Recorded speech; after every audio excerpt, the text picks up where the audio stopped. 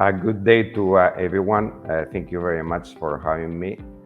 My name is Javier Manzanares. I am a co-CEO of Climate Digital Investment with ClimateCoin as a flagship brand for the project. And in my experience, I worked for the Green Climate Fund for nearly 8 years. Initiated as a CFO and Director of Support Services of the GCF, then became Executive Director ad interim in 2 occasions. And my final post during the last 4 years of the GCF was DPT Executive Director. I finished that tenure about 1.5 years ago, and since then I've been myself fully immersed in carbon markets, mostly in voluntary carbon markets. I'm also a senior consultant to the World Bank on a program to scale voluntary carbon markets in middle-income countries. We cover about 14 countries: South Africa, Egypt, Kenya, Morocco, Vietnam, Indonesia, India, Colombia, Mexico, Peru, just to name a few. That's with the World Bank. And also I'm a board member at a program standard for voluntary carbon markets that's called Biocarbon Registry.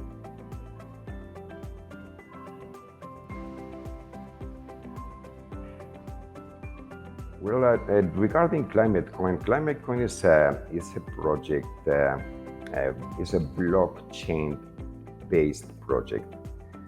The purpose is to tokenize on a two-way bridge, to tokenize certified carbon credits. I would add to that credible, robust, certified carbon credits, tokenize them and convert them into a digital currency. And the digital currency is ClimateCoin. We've dedicated the last year into product development. Our first beta testing is available in different social media channels. You can test, and we are now also progressing towards our second product development that brings us into a two-way bridge, meaning that you can decide yourself to tokenize those certified carbon credits that you hold under one of the registries, convert them into a ClimateCoin, and if you decide to go back off-chain, go back into the initial status of your certified carbon credits, you can also do so.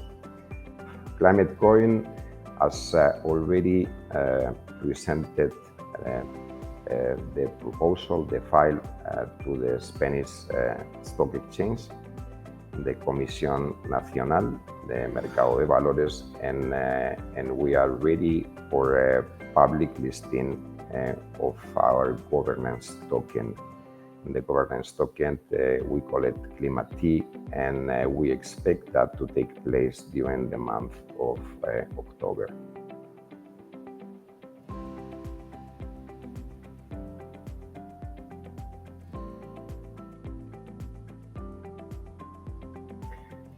Well, carbon markets, and if we include both mandatory compliance markets and voluntary carbon markets, they have already reached very sizable, very relevant figures.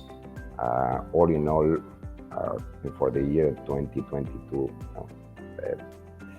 the research indicates that the amounts, the volume within these markets, carbon markets, was nearly $900 billion.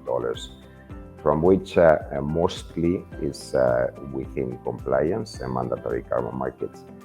But definitely the voluntary carbon markets is progressing, is growing rapidly and exponentially, and it should have an important role in battling climate change. Why carbon markets are important? Why carbon markets are growing in importance? Well, I would say that it's just a logical reason behind. The battle is against or is towards decarbonization. So in order to combat climate change, we need to reduce emissions. We need to decarbonize the entire society. And carbon markets offer an alternative for that process of decarbonization, whether it's because you are avoiding, reducing, or removing emissions. Carbon markets offers financial instruments and frameworks for that to take place in an orderly manner. The carbon markets have developed in two different ways. The regulated and the compliance one is still a growing market, and we see countries adopting, for instance, a carbon tax domestically, and we also see countries that are adopting emission trading systems as a cap and trade. This is, like I said, growing. We see a number of countries that are joining carbon markets in the compliance or the mandatory stage, and we also see a market within which the voluntary one is also growing with growing pains, if I may say, growing with a level of fragmentation, growing with the need for more transparency, more liquidity, more transparent also price discovery, but growing nevertheless. And perhaps with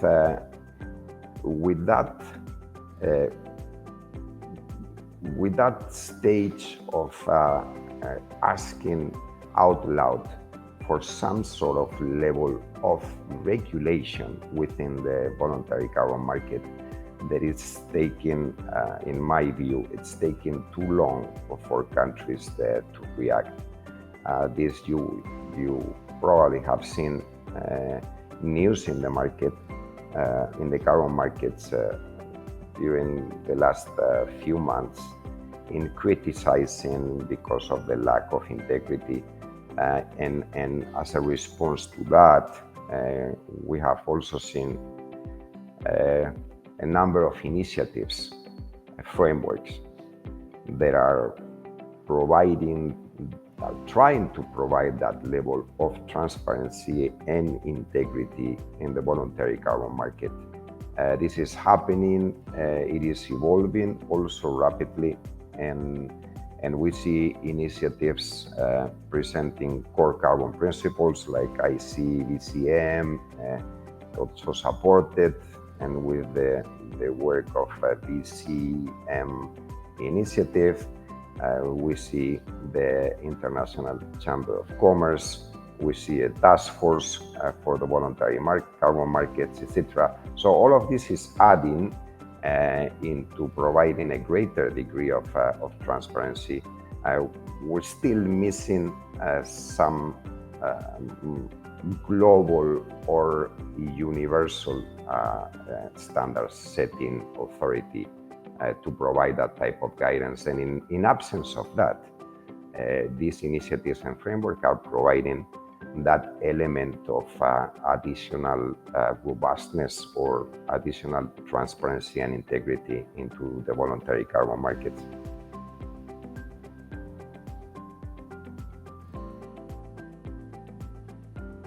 Well, particularly in Africa, what we see is an enormous opportunities for carbon finance. I see within nature-based solutions. I also see frameworks that are coming up very strongly, protocols for biodiversity. They call it biodiversity credits, protocols on habitat banks with the purpose for conservation and restoration of nature. Africa presents probably the greatest growth opportunity within carbon markets. And in order for that to happen, what we also need to see is countries taking ownership and in generating an ecosystem that will support the growth within countries. And for this, what I'm referring to is countries with a certain scale in Africa should move on in ensuring that there are domestic standards in the country. There are domestic players that can provide services of validation and verification. Domestic players that can indeed provide that the registries, whether it's a national registry by a governmental authority or within the private sector itself, that can provide those type of tools that all in all not only present the basis for growth, but also what they do is they create job opportunities and they create that capacity that is needed in many of the countries. Then definitely apart from biodiversity credit or nature-based solutions or results-based financing in carbon credits, I think also Africa presents opportunities in carbon storage, carbon capture and storage, and widely on energy, renewable, solar, having still a lot of room for growth, and being part of that energy transition that is needed in many areas, many regions of the world, but particularly in Africa. Just energy transition with the support of the right financing package would bring Africa to the level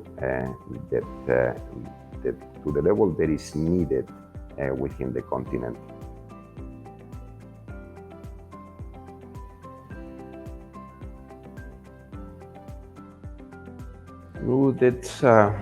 There are a lot of deals in carbon markets that we have seen during the last 12 months. Myself, if I were to highlight some of them, I would say that habitat banks present a growth opportunity for many developing countries or emerging economies, and this is to say that this is not only about carbon markets. Carbon markets and carbon reduction cannot be taken in isolation, right? It has to be taken within pricing nature. It has to be taken within. And there is a task that is in charge now, the task for nature-related financial disclosure. Well, the objective is we need to understand what the nature-related risks are. we need to understand the impact, the challenge, and the opportunities, and the market, and throughout these initiatives, is bringing that badly needed element. So, examples within nature-based solutions, within habitat banks, within all the necessary elements to ensure that the carbon reduction has to be accompanied by restoration, conservation of nature. And those deals that have indeed, they have provided this additional element of certainty into a protocol for biodiversity credits. Those are the deals that, in my opinion, are to be highlighted.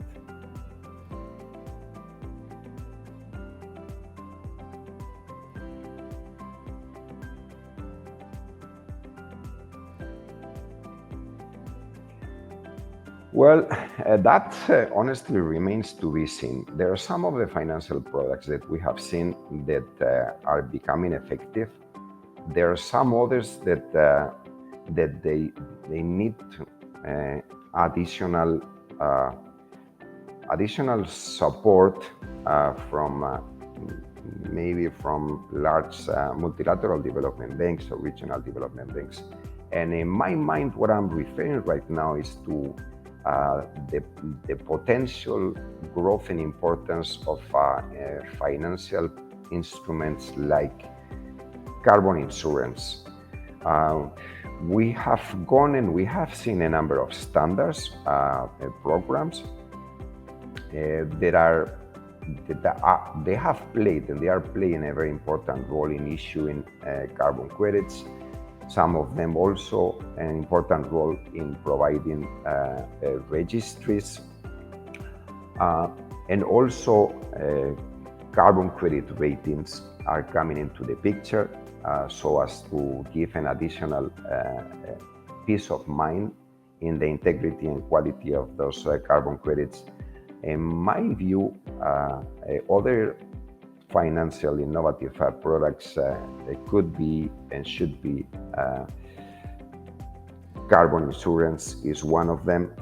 That would definitely give that element of credibility to the investors, to buyers, and personally, I would like to see a lot more in results-based financing in carbon markets, and there is a lot of plenty of room for growth in the issuance of partial credit guarantees or similar instruments that would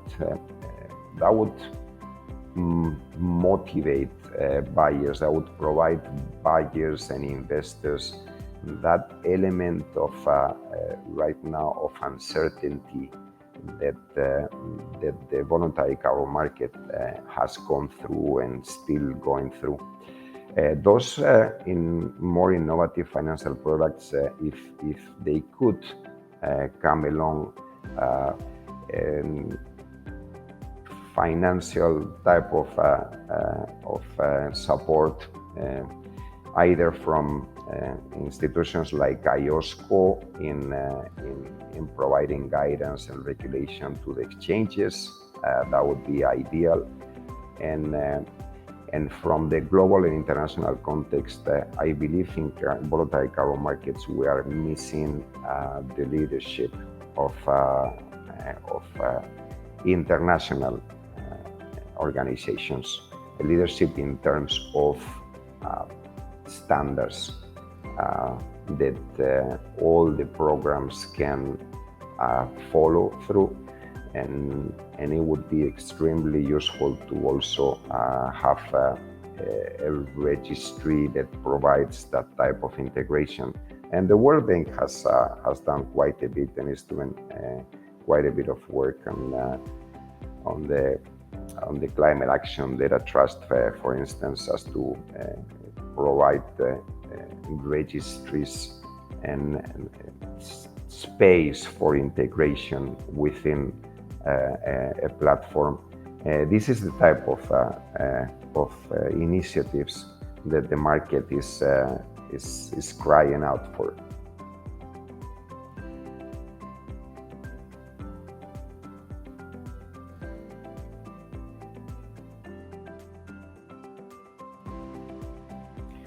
Well, particularly when we talk about legal implications, I would like to refer initially to the voluntary carbon markets.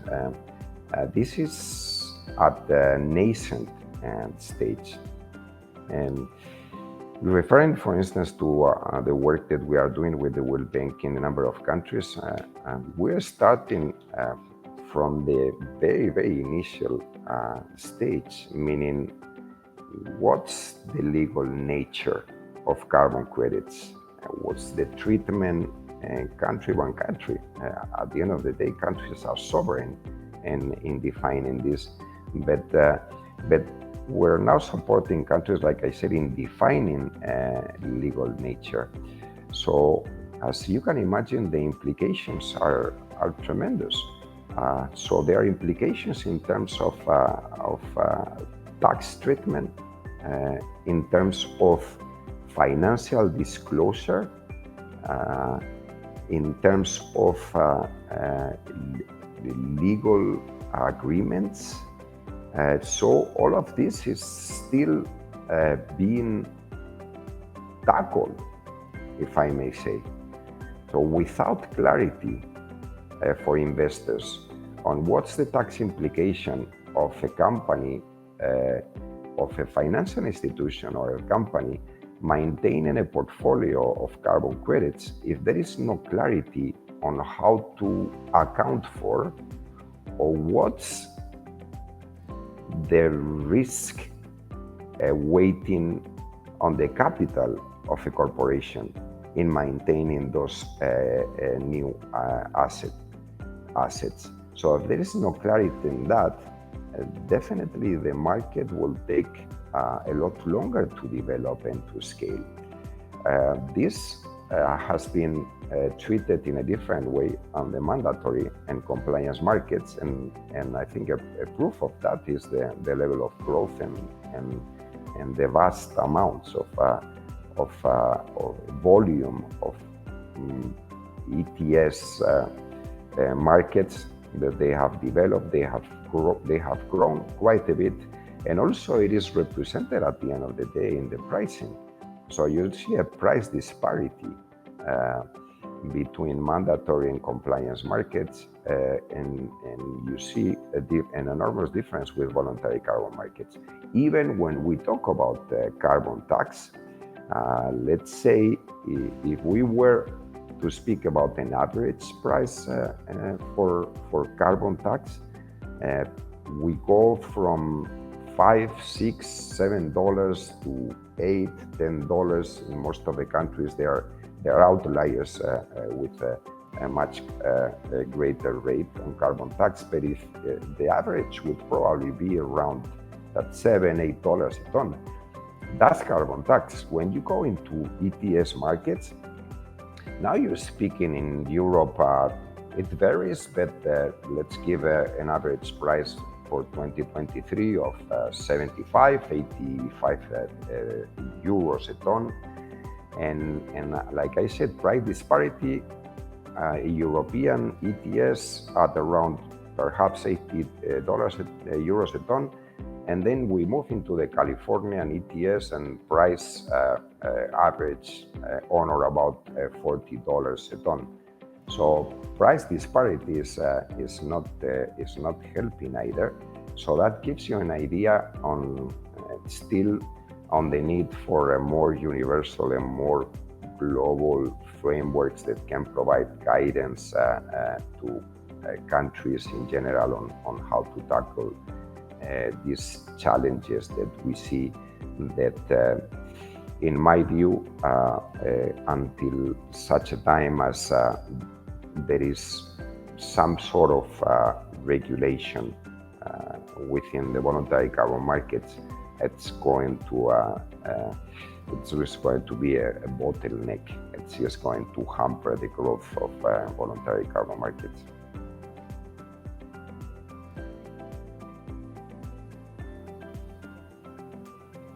Well, the ESG is the foundation. I'm not sure if we can call it principle, foundation, framework, but definitely it is a good basis for combating climate change. And I mentioned earlier on, we cannot speak about climate change in isolation of social elements, in isolation of the strong governance. And that is what the ESG framework presents.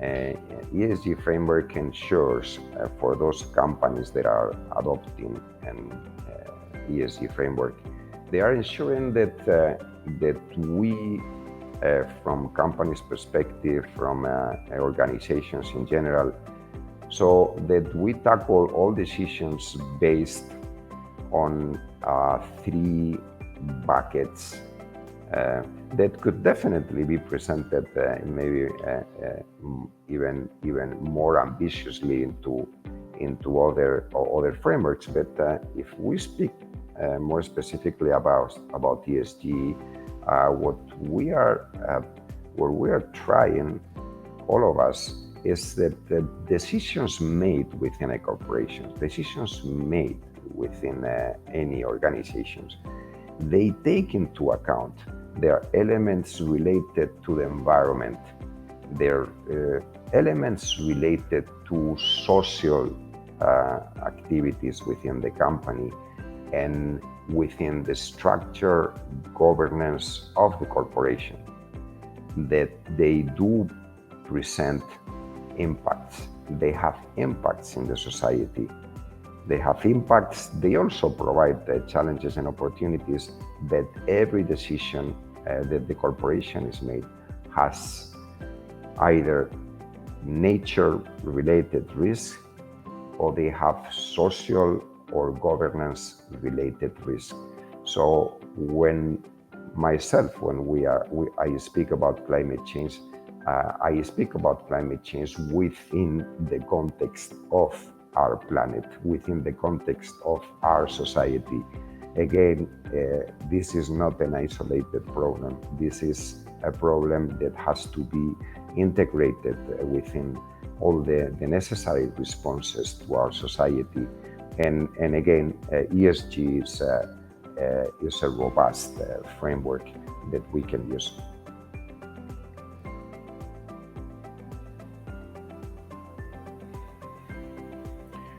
Well, what keeps me more excited about the industry and the carbon markets is the level of innovation that carbon markets is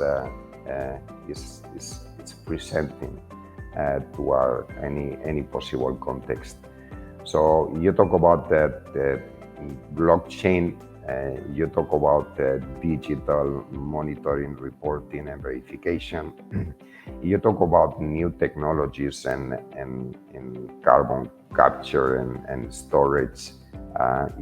You talk about how to use artificial intelligence within carbon markets.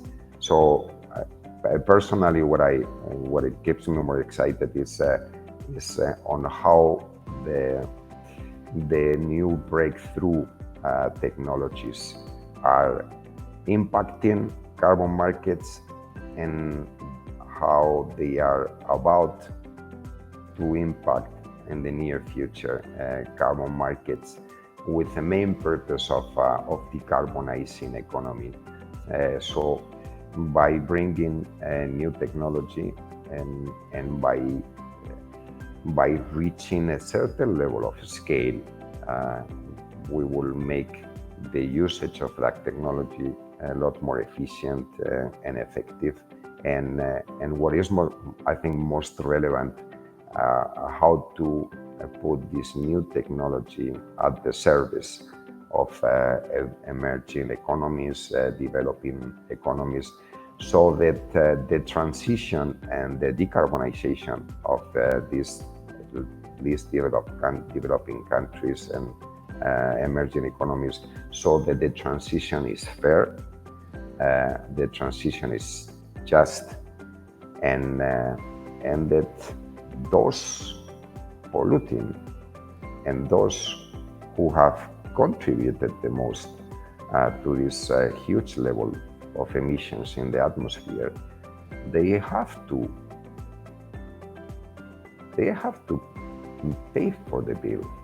They have to contribute, and they have to support others who have not contributed at a large extent to the levels of emissions that we see nowadays.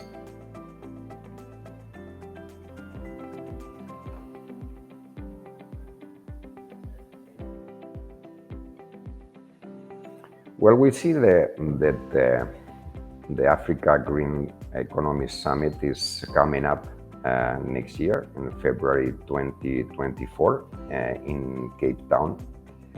And this type of events, and I'm honored to be an advisory board for the Africa Green Economy. These events are of great importance. They provide not only that element of visibility that is needed, but also they bring experts. They bring the right audience in terms of investors, in terms of sponsors, in ensuring that we are all contributing to a green economy. And particularly for Africa, I think these events are even more important because the level of support, and I say here South support, I think is more important than ever. I think there are some countries in Africa, they are taking strong leadership in areas of ESG and areas of green economy. And those countries, it would be ideal that they are also in a position to sessions of knowledge sharing. So from the perspective of having investors and potential investors, relevant players, academia, experts in general in green economy, experts in ESG, in circular economy, they bring the right narrative, they bring the right context for all of us to learn. And this industry, it's needed in so much or so badly in terms of more contribution, more adoption of ESG practices, and facilitating at the end of the day the right context for investors and financiers to feel comfortable about contributing, participating, investing in Africa.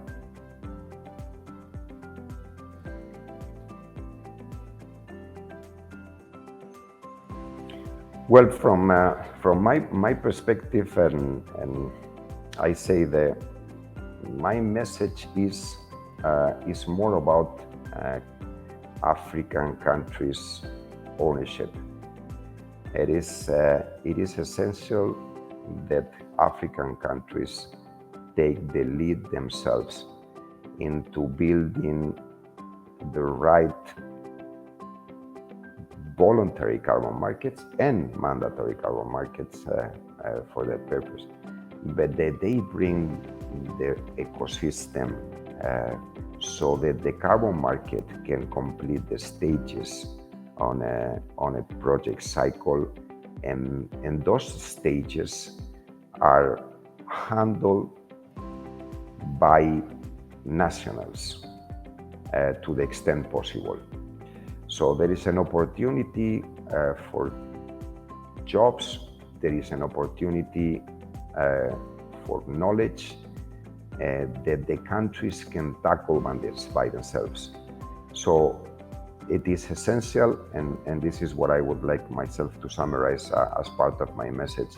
It is essential that the countries themselves, those countries that are in a position to strengthen their own capacities, carbon markets provides an avenue for growth, for domestic growth, an avenue for new job opportunities. And this is what I myself encourage. I would like to encourage country to do so. And if they have not done it, start putting the measures in place so that the carbon market ecosystem is as strong as possible in each one of the countries. Thank you very much. Great pleasure discussing with you today.